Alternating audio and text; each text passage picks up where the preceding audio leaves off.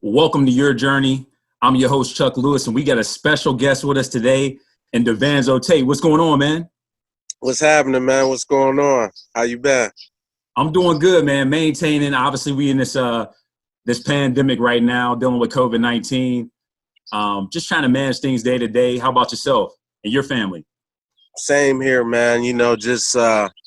Just doing the same, managing things and catching up on some old household projects. Just completing some of those things, getting those things done while we got a little downtime. For sure, man. It definitely gave a lot of people an opportunity, man, to get in touch with putting together house projects or learning new things or just adapting to technology. For myself has been the biggest thing for me. But we're going to get right into it, man. So you're from the Youngstown area. That's where you started out in your younger years. Talk to me about what it was like as a kid growing up in Youngstown. Yeah, so growing up in Youngstown was great, man. You know, the good and the bad. It's molded me to the person that I am now. Um, it was just a time in my life where, I was raised for most of my adolescent years, all the way up to my adolescent years. Me, my sister, my brother, by my mom. She tried the best that she could with what she had. It was, we bounced around a little bit, Section 8 housing and whatnot, all over the town of Youngstown. And with me being at that time having an A-type personality as a kid, I was able to adapt, make friends, and had a good time with some different things, man. And some of the crazy things that was going on, you know, I wasn't really aware of it because I just had fun, just having, being outside, being with the guys, from sun up to sundown, playing ball, from time to time getting into a little mischief. But, all in all, um, it was a great experience, man. No, that's good, man. So for you, you've been around sports your whole life. At what age did you start playing sports? Um, I started playing sports at 9. Baseball was actually my first sport. My dad loved baseball, so naturally I gravitated towards it. I liked it, but I like football more. Like I said, growing up, in the Youngstown area, football was real big. That was something we did from sun up to sundown all day, every day. And that was something that he tried to steer me away from. Baseball for him had more longevity, but at some point he had to let me do it, and then he grew into liking it as well. Once he started seeing me like it more and started seeing me succeed with it. No, I think that's cool. I mean, me being a former athlete, baseball was my first sport. If you look at a lot of the great athletes such as Jordan, Deion Sanders, their first sports was baseball. And you look at that early 70s to mid 90s, baseball was like the sport that a lot of us gravitated to start out playing with, and so hearing you say that, man, we got kin spirits because we both started out in the same sport and then ultimately went on to play football. So you end up moving to Austintown in your adolescent years. Talk to me about that transition. So yeah, it was a little tough, man. Just because I was used to kind of going about doing somewhat what I wanted, and it wasn't necessarily the right things. Like I said, my mom, she wasn't the disciplinarian, nearly the disciplinarian my father was. So I wasn't doing that well in school. I had some behavior issues. So moving from, that um, environment and that aspect with my father, it was a little different, I mean, it was tough that first year, just, he was at me every day, got me right, start doing better in school and, start behaving better. Um, and then, the history is rest, everything after that basically started improving, from that standpoint, from a student athlete standpoint, being an athlete as well as in school, because it was just one of those things where, I, I was headed down the wrong path to a degree, 11, 12, just doing some things that, I needed it to stay away from. Was being in the Youngstown area, it's easy to fall in those loopholes and get sucked into that. But it was something that was needed, and it was different. Used to being around people similar to your lifestyles, people who kind of look like you to a degree, and then going to another environment where, you see not only people that look like you, but people that don't necessarily look like you or come from the same background or have the same culture that you have. So it was interesting, and it was different, and it was good for me. Nah, man, all that stuff is good. You talk about student athlete.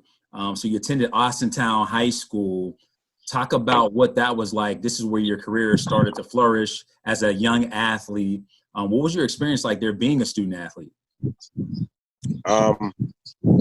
It was fun. It was great, man. Initially, to be honest, I didn't want to go there. I wanted to go to Youngstown Ursuline. I was being recruited to go there to kind of play some ball. And it was a school that a lot of the kids I grew up early on, that's where they attended and went to school. But when I moved in with my father, it was my sister, and then my stepmom had 2 kids as well who were also my siblings, another brother, another sister. So my dad's philosophy was we all go to the same school. One person won't be here, another person won't be there. But I grew to like it. It was one of those things where Fitch was in the middle of being a turnaround program, so to speak, in football, and I was a part of that. So that's what I take most from it, just being a part of that.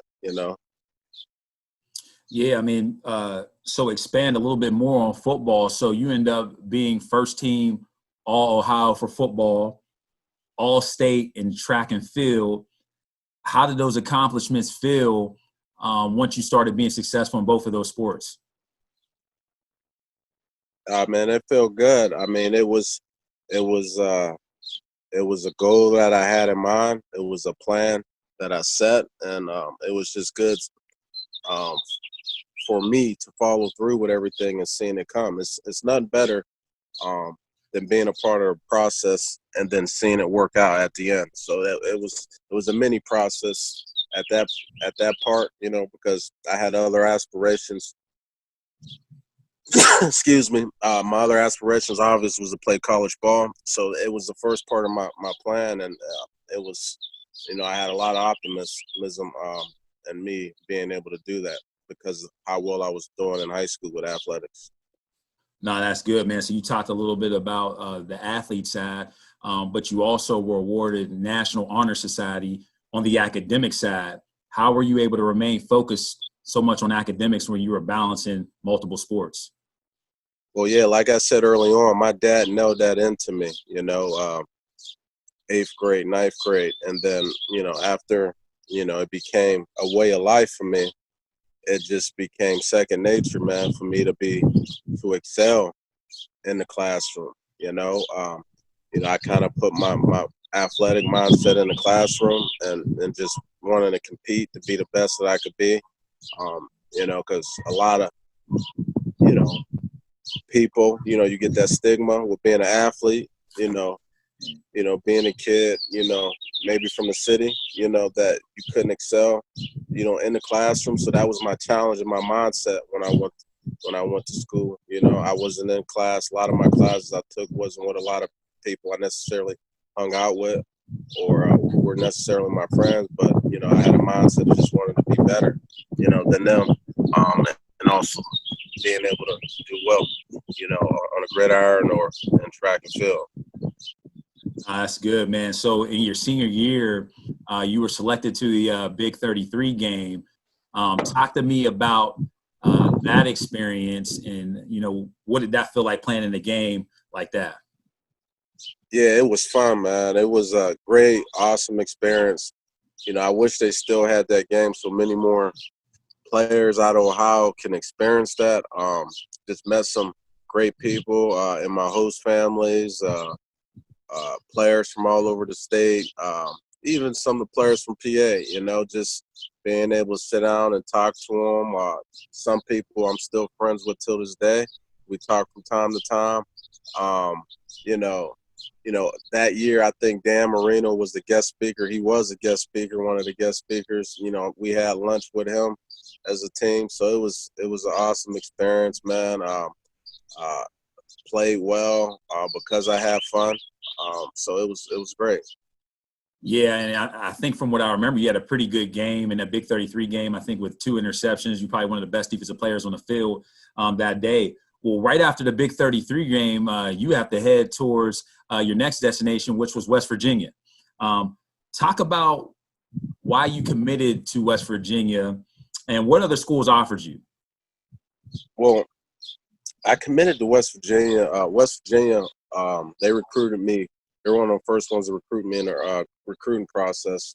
I was offered by Syracuse, Maryland, a lot of the MAC schools, Iowa, Boston College. So those are pretty much my offers, for the most part.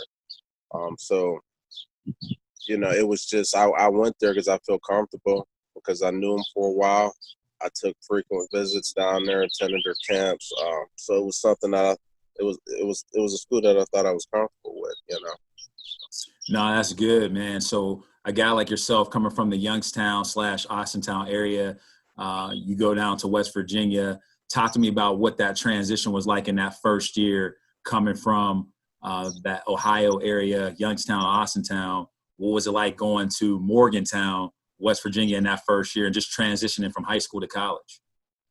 Well, Morgantown's a fun, great place, Early on, I had the stigma of thinking like it was a country setting and it was, a setting that I may have not liked, so to speak. I wouldn't have much fun or I wouldn't get along with many. But, like I said, I went down there a few times before I committed and I grew to like it. Morgantown's a college town, mainly just for people who attend the school and the athletes. So that's what made it fun. But it was a good experience, had some up and downs on the field, some things didn't go my way like I was told to a degree,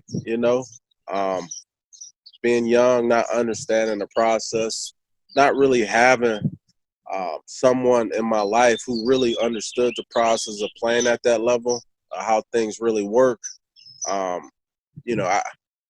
say I might have jumped the gun, and leaving. I was in the mix for some different things, but just not understanding some of the the mental and mind things or mind games that the coaches play and whatnot led me to transfer over to Akron later.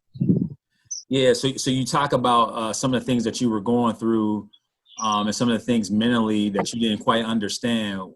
What was the actual thing or the actual scenario that ultimately put you in a mindset of like, I got to make a move. I got to move on from here and find another school. Right. So, I just felt, there's certain things where you feel you're in the mix to play. You're told you be in the mix to play. And by nature, I was a hard worker. And when you feel like you're doing everything right and then, there's someone else who comes from the outside, maybe it's another transfer in and then they're basically in line to basically share your reps or get more reps, or just a coach being on you like crazy, not knowing that they're on you like crazy because they see a lot in you and they want you to do better, not understanding that, they had a pretty different, way of, getting you motivated, something I wasn't really used to from a coaching standpoint, but not understanding that at that time, led me kind of to make that move. Okay. And so you decided to make the move to the University of Akron. You transferred there, I believe, in the fall of 2004. What was that transition like for you? It was tough. It was. I'm not going to lie. Because I had, although there wasn't some, I had some misfortunes at West Virginia with some of the coaches, man. I had I developed some great friendships, some awesome friendships down at West Virginia. People I still talk to a degree to this day. Um, and, also just from the standpoint of the coaching aspect of it, I went into Akron, being apprehensive about just how coaches are, just how the system is, just how different things are, which maybe I wasn't wrong of that, and I probably was, but that's just me just thinking a little too much. And then at the same time, I really didn't open myself up to a lot of friendships when I went to Akron. First person I met, one of the first persons I met was Kiki Gonzalez, played D tackle at Akron. He hooked me up. Basically, his buddy back home in Elizabeth, New Jersey, I played ball with at West Virginia, Hakeem. So him and Hakeem were cool because of that friendship they had. Kiki kind of took me under his wing. He allowed me to move in with a roommate, with him and his roommate, and that roommate happened to be you. So it was an interesting way of how we actually met too. I'm gonna just tell the story real quick. So I'm at your apartment. You're not home yet. Kiki, I don't know. I think he's studying somewhere. He's not at home either. So I'm laying on the couch. I don't know. I'm eating something. I'm eating a Debbie cake, honey butter, whatever. I'm on the phone. You walk in and you look at me, and then I kind of give you the nod, like, "What up? What's happening?" And you shook your head and you kept walking. I'm like, "Oh man, this cat, like, what? Already, like, you know what I'm saying? I can't even get settled in. It's about to be something, But then, it kind of everything settled in. You came back out. We talked. We meet some people. We share some mutual friends to a degree, and then the rest is history. Me and you became great friends. Kiki, we all to this day, have good relationships. Just because of that first encounter. It's funny how life works. Yeah, it is funny how things work. And I remember that situation very well. It was for me, I'm walking into my apartment and I see a guy who I'd never met before sitting on my couch eating my food. So, my first thought from a guy like myself coming from where I come from, like, who's this guy? Or back in that time, who's this cat? And so, but yeah, just like you said, we got an opportunity to have conversation probably about 5 minutes after that. And man, we've been close ever since. It's crazy how things worked out, man. And you build relationships and bonding through sport. Hey, you remember, and you're like, hey, I just got one question to ask you. I got a couple questions to ask you, man. Smoke? Don't do any of that. We cool. All right, we good. It's funny that you bring that up, but yeah, those was the rules. We were guys, man. Kiki and myself, man. We tried to, approach the student athlete life and have certain principles that we tried to live by. Not judging anybody, but we just had a different way of trying to do things. And so anybody that was going to be living under our roof, man, they had to abide by those same things. And luckily, you were a guy that was similar to us. So all that stuff is good, man. And so you go through that first year, you transition there. You had some good things. You had some success. Obviously, in your first year, you become a starter. You helped the team win a MAC championship in the first year. How were you able to gain success so soon on the field? And what preparation did you put in to get yourself ready for that? Man, you know what? Like I said, coming over from West Virginia and going to Akron, you always think the grass is greener on the other side, right? You think you come in, play right away. It's not a top 5 BCS school, but at the end of the day, I'm coming into somebody else's territory. And at the time, there were already great DBs there. There were awesome DBs in place there. Dante Henry, Reggie Corner. These guys were already starting, for the team in the previous year. So it was just competing with those guys every day at practice, man. That's what that's what made me better, learning really how to play corner and not relying on my athletic ability. That's when I learned actually how to play the cornerback position is when I went to Akron, not at West Virginia.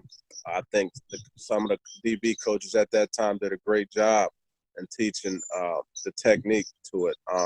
And our defensive scheme heavily relied on technique. So it was one of those things that helped me. No, all that stuff is great, man. You being able to come in and help our team win a championship, that's something that had never happened at Akron before. So you were one of the big reasons why we were able to make that turn within the program. So you go into your junior year, you're having success there. But at the same time, at the beginning of the season, you become a father.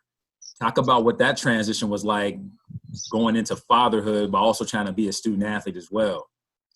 Well, yeah, I just had to be more disciplined and have more structure in place for myself. I had to force myself to be that way because, all the play times was over with, after football for the most part. It was just one of those things, waking up, going to workouts, going to school, going back to workouts, and then after workouts, man, just rushing home to get with the little one. So it was tough, just dealing with some of the little things, that comes along with newborns and babies at, during the midnight hours. It's just my time management just I had to, be on point with that on a day in and day out basis. Yeah, I mean, you talk about when you're a student athlete, I mean, that's almost a full-time job in itself.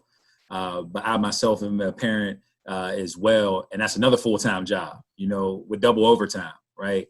So the ability to be able to manage that, it takes somebody that has some special skill sets and some discipline like you talked about. So at the end of that year, because of your discipline, because of your time management, you were able to graduate a year early with your degree in business communication before your senior year. How did it feel to walk across the stage? It felt good. It was, it was just one of those things. I'm not going to say it was the best moment ever in my life. It was one of those things for my whole college experience, or my second half of my college experience. I didn't get to fulfill and enjoy my full college experience like most athletes due to, my son coming into the world and just in, some of the experience I had early on. I treated it more like a business. I was just go to school, go to football, come home, hurry up and get school done, so I rushed it through. Didn't really know what I wanted to do when I graduated. Didn't know what avenue or what path I wanted to take. I had an idea, but I didn't lay some of the other groundwork with, getting some hands-on training or hands-on experience in the field that I wanted to pursue. So, just different things like that. I really didn't think it out real carefully and how I was going to pursue my career full throttle because of having a kid and, my focus being really, being on football, heavily. Yeah. Obviously you were able to graduate early and still have a senior year left to still play. You got an opportunity to start working on your master's degree. You have a breakout senior year athletically. You do very well. You're one of the top performers in the conference as far as pass breakups, and I think even one of the top in the nation. So you finish out your senior season on a high note. Pro day comes, and you steal the show. You run a 4.26 40. You jump 11 feet in the broad jump, 40-inch vertical. You were able to operate at a high level that day. What type of preparation went into getting your body to perform at that peak, at that high of a level at that time? It wasn't difficult for me to get to that point. I know if somebody gave me 3 months to prepare for an athletic test, I was going to kill it. And that's kind of was my mindset. That's how I was my whole life.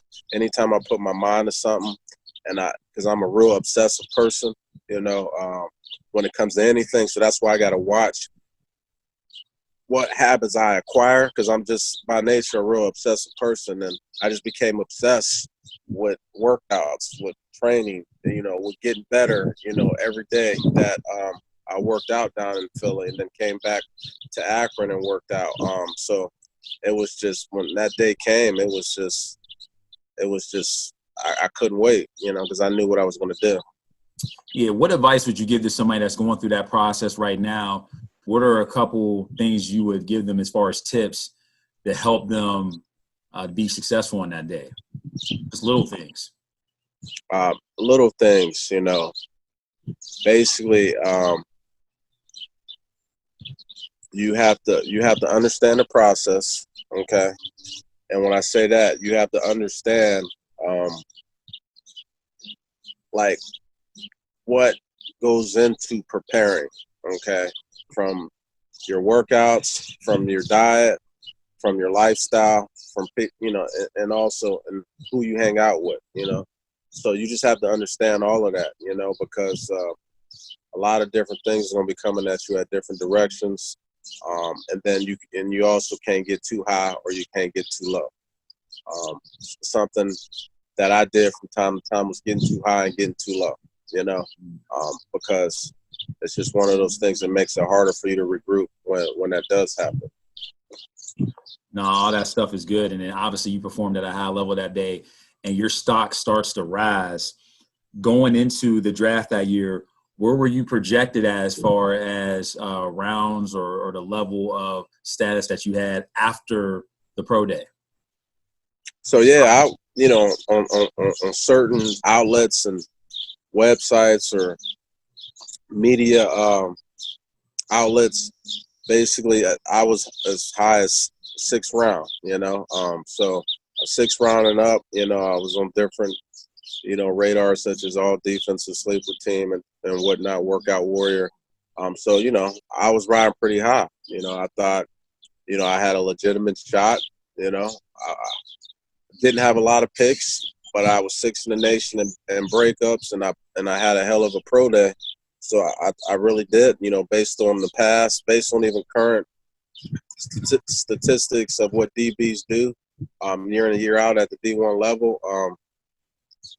A lot of times they get a legitimate chance of basically, being drafted later. Some of them earlier, depending on the school that they attend, at the level that they play at, So it was disheartening when I didn't get drafted. It was like, I put everything into this, and it was like letting the air out of a balloon, man. I did get invited to a couple camps, but it's pick of the litter at that point.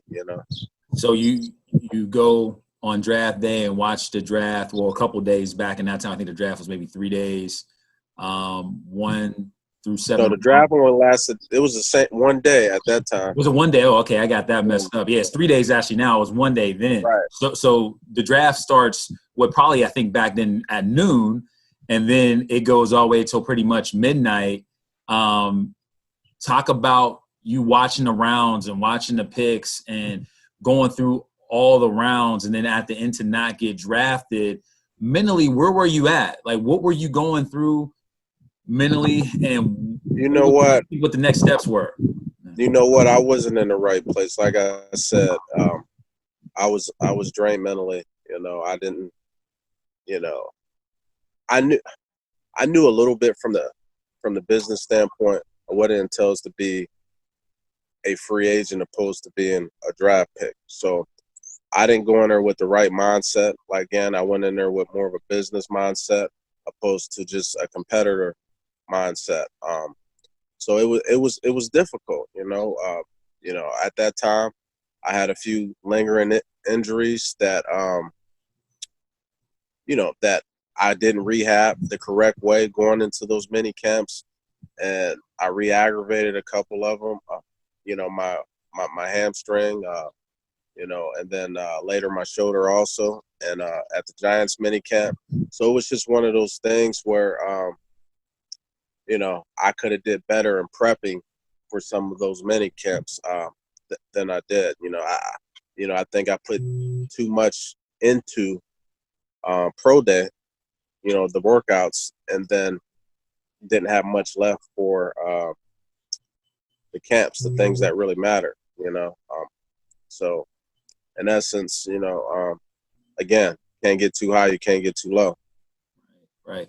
So you got a couple opportunities. So you talked about the Giants, but you also got an opportunity with the Jets. And both of those experiences, what did you see, or what did you get a chance to get a feel for that you didn't know before going into the NFL? And what advice would you give somebody that goes into that same slot that you went into as an undrafted free agent? Just know if you're in a similar situation as me, going into the same slot that I went, just know that you have to be that guy. If you're an undrafted free agent, you have to be better or almost 2 times better than someone they draft at your position. And I keep saying this, and it's becoming redundant on my own. You really can't get too high and you really can't get too low. When you're in camp, you do something well, you can't think you have a chance, and you're that's your foot into being picked on the team. When you do something bad, or something that's not as great, you can't feel like it's the end of the world. You just got to keep, put your head down and keep pushing and keep working even harder. So that's the basic advice I can give to someone. And that's not just only a football lesson, but that's a life lesson as well. That's going to happen in every aspect of life. And that's the good thing about football and sports in general, is when you get knocked down, or if you are successful, you got to learn how to be even keel all the way through. So for yourself, you were able to bounce back. You did get an opportunity to play professionally in Canada. So you got an opportunity to play for the Calgary Stampede. Talk about what that experience was like going to the CFL. Yeah, it was fun. It was a little too much fun, and I took advantage of the time that I went up there. Early on, I was reluctant to go. Right after I was released and cut from the Giants, I was called to go play up there, Calgary Stampeders. I was actually called to go play up in the middle of the year, and I turned it down. Didn't want to do it. I was called again, turned it down, didn't want to do it. So that's August, September. So they finished their year. I ended up getting a job working with juveniles at a justice center. And then it was just one of those things for me, like, I wanted more. I didn't want that. Definitely didn't want to do that. And maybe playing Canadian football wasn't what I wanted, but I definitely knew I didn't want to be stuck just going out. Why it was a great start, but it was just something that I wanted to do. So they called again, and that time I said yes, and then went up there, made some headways, played alongside of some great players, Brandon Browner, Kenyon Rambo. It's a lot of players who had a similar situation as me, getting NFL tryouts. Didn't work, so they went up there. Some of them actually played for 4 or 5 years, 7 years, even longer than that, that were up there that I played alongside of. So it was a great experience in that aspect. I started every game I was in. I was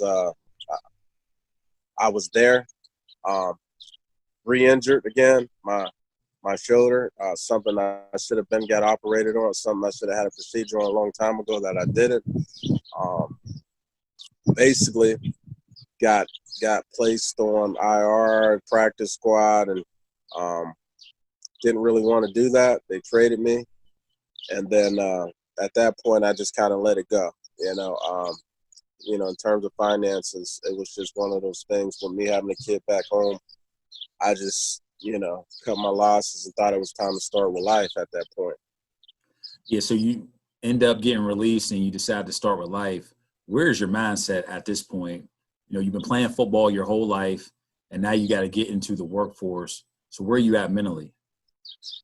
So yeah, I was initially energized and motivated to start something new, start a new chapter in my life, to see where life would take me. But at the same time, I had an undergraduate degree in business organizational communications. I knew I wanted to be a business owner or businessman at some point in my life, but I didn't know exactly what I wanted to do it in. I always told myself I wanted to be in business for myself, but just didn't know. I needed to find something I was passionate in, and I was still looking for that, so didn't really know, man. I'm finding ends things to do. Mind you, I have a bachelor's degree. I'm halfway completed with a master's degree. And then I found a job, I found a job and as a basically working with young troubled youth. Actually I had my son with me I filled out the app. The guy looked at my resume, he took me back and he interviewed me while I had my son on my lap, so it was one of those experiences where it was very, very humbling.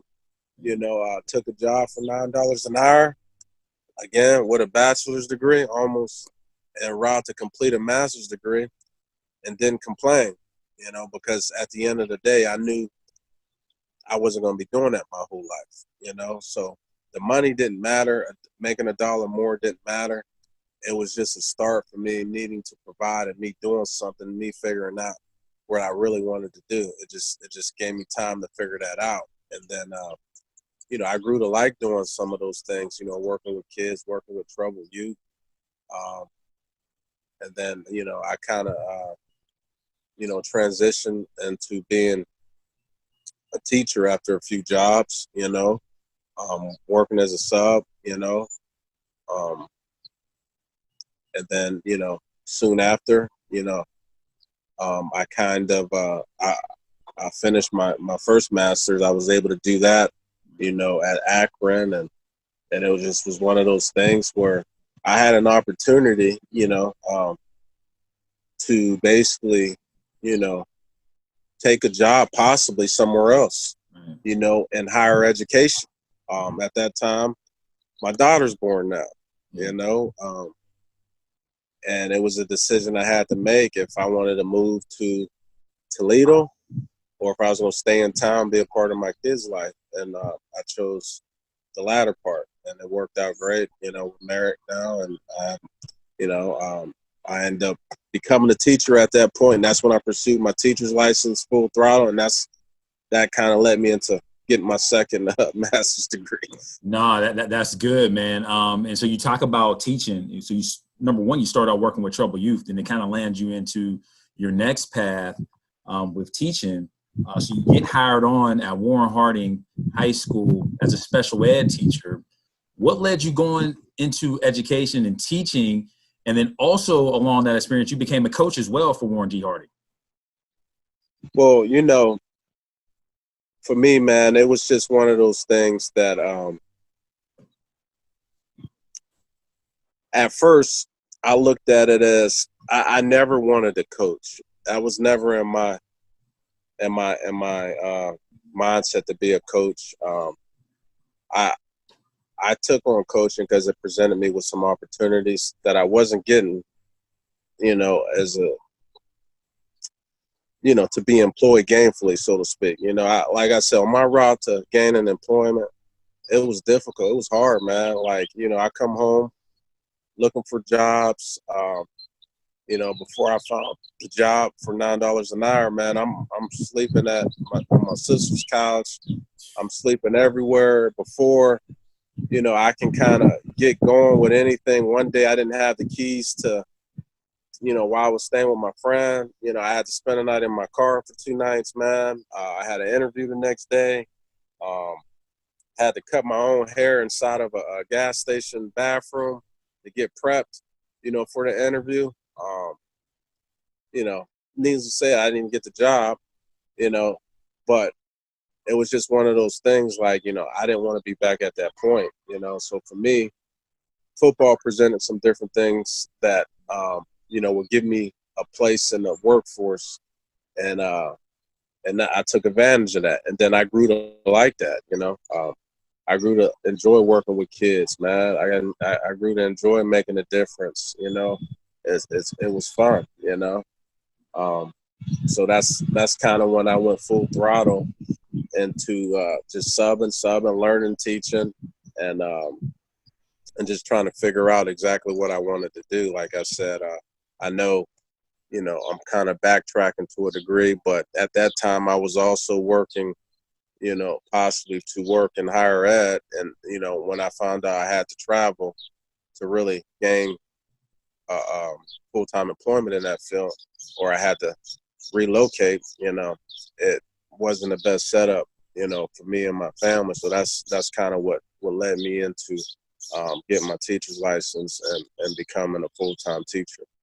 No, all that stuff is good. So during that time, you also got an opportunity to go back and earn your second master's degree. What motivated you to go back?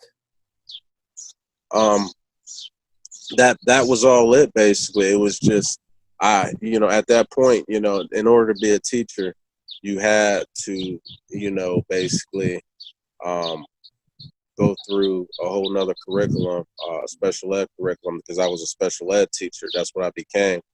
And it was just one of those things. It was just like, why not? Let's do it. I'm used to going to school. At that point, I was just so motivated. It really didn't matter. I just needed to provide. I needed gainful employment. I was just tired of working, multiple jobs just to support myself and my fam. So it was just one of those things that I needed and I wanted to do, and it really, it took about 11 or 12 months for me to complete the program because I was so driven, to just get it done. So you spend some years in the classroom. So you worked at Warren G. Harding as a special ed teacher, had some success there in the classroom, and then as well as coaching with their football program. But then you decided to leave the classroom. And you decided to become the CEO and co-founder and president at Full Circle HomeCare. How did that all come about? You were in the field of education. You got your second master's degree. Just when things are taking off for you from that standpoint, you jump into another opportunity that ultimately puts you where you are now. So talk a little bit about that. Man, it's crazy because, I got these 3 degrees, and I'm not going to say I'm not using any of them because I have found knowledge in every piece of education that I receive and what I'm doing now. But it was just one of those things, as I became a special ed teacher, or even before I became one, this was already in motion because, like I said, I always wanted to be in business for myself. I just didn't know what I wanted to do. Okay, now at that point, I found my passion to a degree, which was working with people, and that's what I was doing as a school teacher. Older gentleman that worked in the school system. We were talking, we're sitting at lunch. He was a part of some outside counseling group, but he also had a business of his own, basically with working with people. He kind of told me what he did.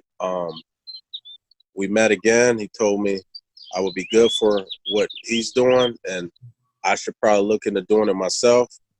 And then the rest is history. I just started game planning, putting together things on paper, putting thoughts and ideas, start going through the process with becoming certified.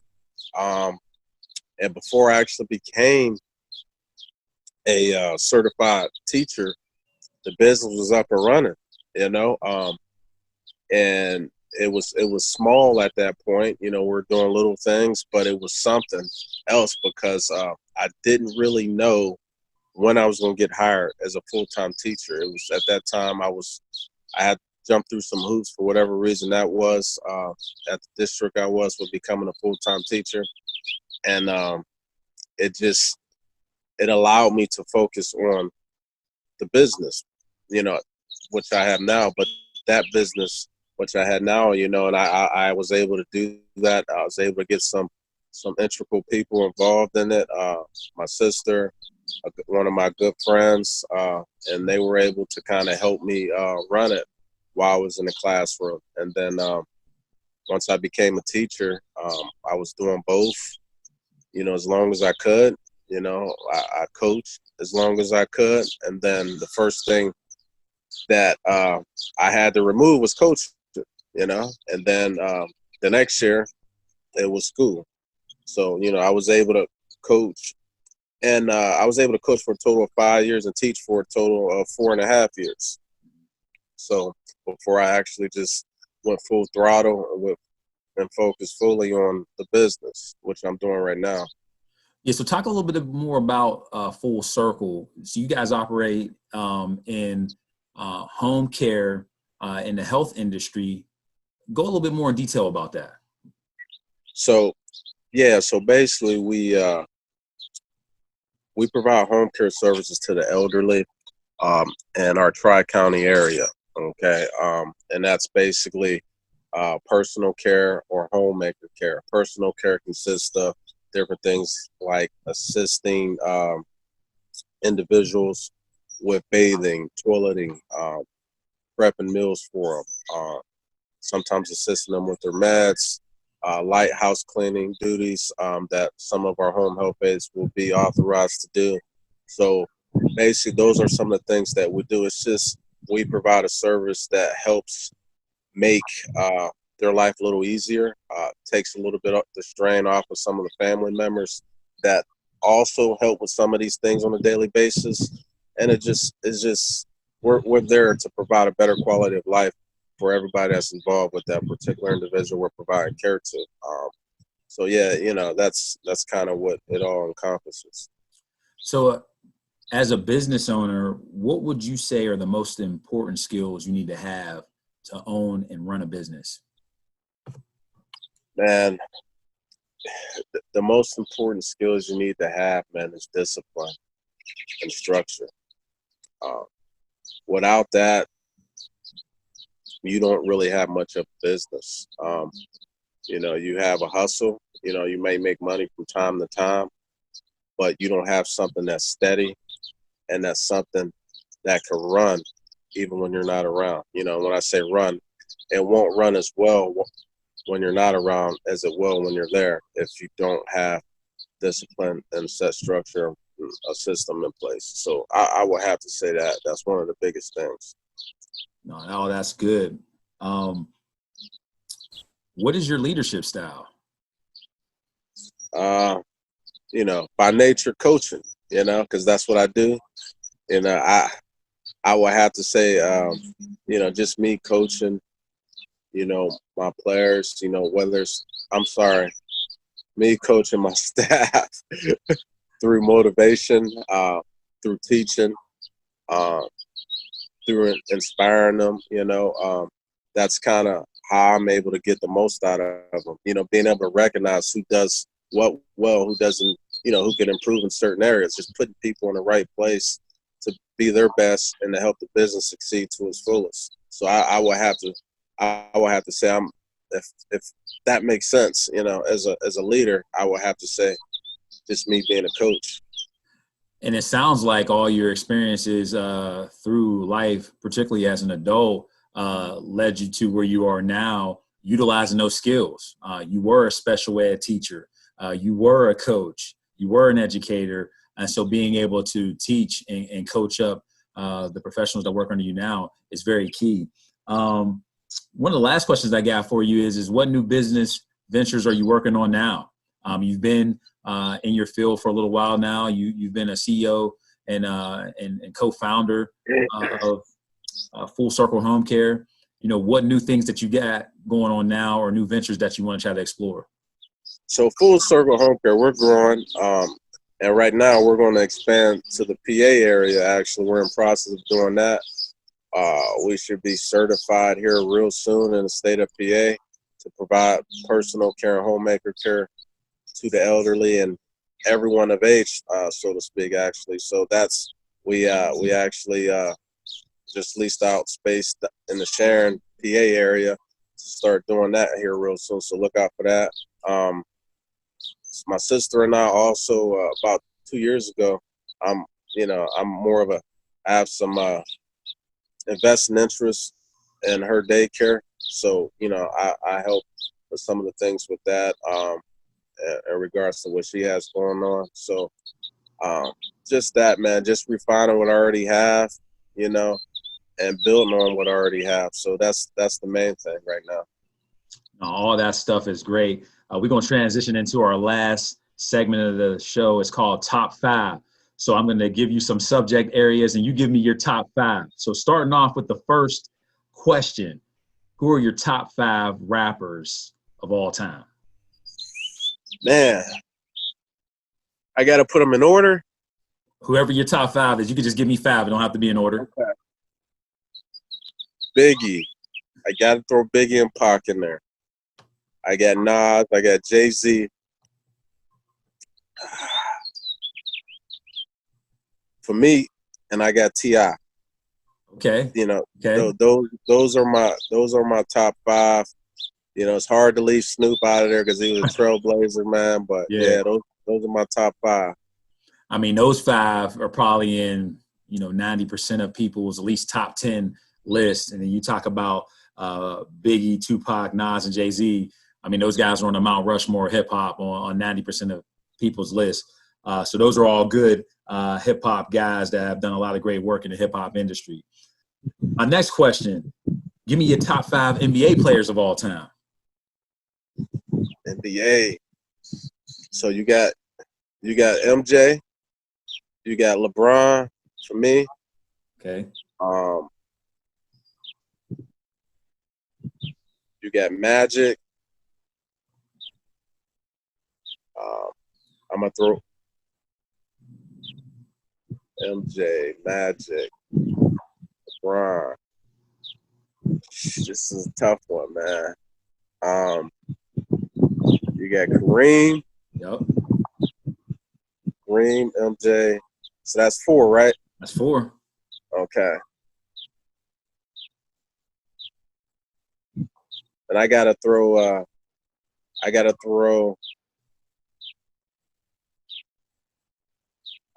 Larry Bird in there, man. All right. Those are my top 5 right there. All right.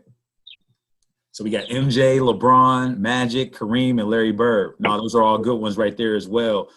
What are the top 5 places you've ever visited or vacationed? You got Vegas, obviously. You got to throw that in there. All right. Toronto was fun. Toronto's a nice place.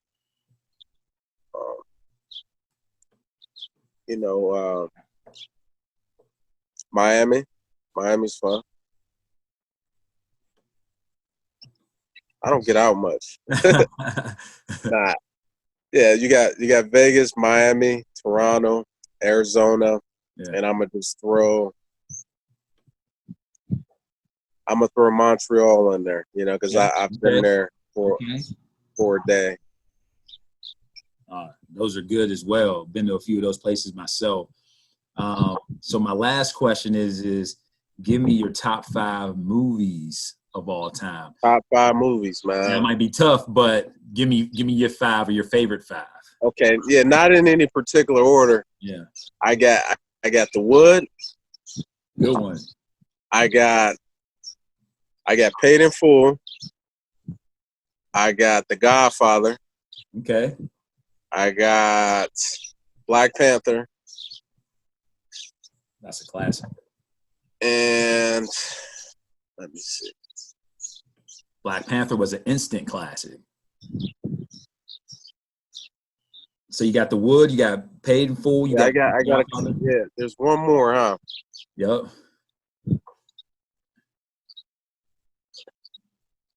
Boys in the Hood. I mean, it was a, matter of fact, I'm gonna throw Friday in there. I'm gonna take that out and I'm gonna throw Friday in there. Yeah, all of these movies are classic movies. Anytime you watch those bring back a lot of memories, and those are just great movies that were put together. We're at the end of the show, and number one, I just want to thank you for coming on to the show. The purpose of your journey is giving you a platform to tell your story from your lenses. Talk about some of the good things that you went through, but also some of the adversity that you went through. And the goal is ultimately to share that story so people can learn from it. You have such a remarkable journey, through your athletic career, through your academic endeavors, all the way from you being on the National Honor Society to accomplishing 3 degrees and 2 master's degrees on top of that. And so you have a tremendous journey. You've done great work. And also part of the show is giving people their crown while they're alive. So hopefully today, man, you felt that you got your crown. I know you're just getting started. You haven't even hit your prime yet. So it's going to be exciting to see what you become and what you continue to keep doing while also being a father and a husband as well. So I salute you. Thank you for coming on to the show and sharing your story. Much appreciated, Chuck. I think you're doing great things also, man, especially with this, this thing you have going on now, man. It's great. I think it's needed. It's needed for everyone, just to listen, because a lot of people got some great stories off. Thanks for having me. Thank you. Well, thanks everyone for tuning in to your journey. I'm your host, Chuck Lewis. Be safe and God bless.